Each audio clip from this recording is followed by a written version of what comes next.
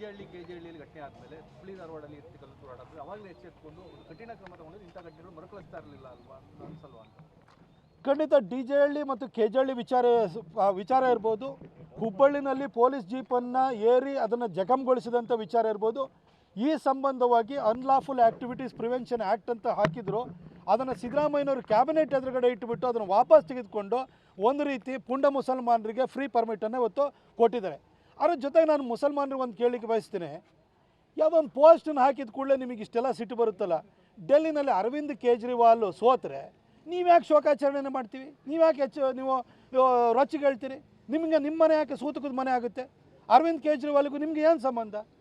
ಆ ಸೋಲಿಗೆ ಸಂಬಂಧಪಟ್ಟ ಹಾಗೆ ಕಾಂಗ್ರೆಸ್ ಮತ್ತು ಅಲಯನ್ಸನ್ನು ಇಟ್ಕೊಂಡು 3 Idiots ಅಂತ ಹಾಕಿದ್ದಾರೆ. ಅದಕ್ಕೆ ನಿಮಗೆ ಯಾಕೆ ಇಷ್ಟೊಂದು ರೋಷ ಬರುತ್ತೆ ಅಂತ ಗೊತ್ತಾಗ್ತಿಲ್ವಲ್ಲ. ಅಂದರೆ ಕಾಂಗ್ರೆಸ್ ಗೆದ್ದರೆ ಮಾತ್ರ ನಿಮಗೆ ಖುಷಿ ಆಗೋಂಥದ್ದ? ಈ ಜನ ಕೊಡುವಂಥ ತೀರ್ಪಿಗೆ ನಿಮ್ಮ ಹತ್ರ ಏನು ಅದಕ್ಕೆ ಮನ್ನಣೆ ಇಲ್ವೋ ನಿಮ್ಮ ಹತ್ರ? ಯಾಕಾಗಿ ನಿಮಗೆ ಅರವಿಂದ್ ಕೇಜ್ರಿವಾಲ್ ಸೋತ ಕೂಡಲೇ ಉದಯಗಿರಿನಲ್ಲಿರುವಂಥ ಪುಂಡ ಮುಸಲ್ಮಾನರಿಗೆ ರೋಷ ಬರುತ್ತೆ?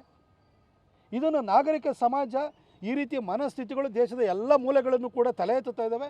ಇದ್ರ ಬಗ್ಗೆ ಹಿಂದೂಗಳು ವಿಶೇಷವಾಗಿ ಎಚ್ಚೆತ್ತುಕೊಳ್ಬೇಕು ಅಂತ ನಾನು ಕೇಳ್ಕೊಳ್ತೀನಿ.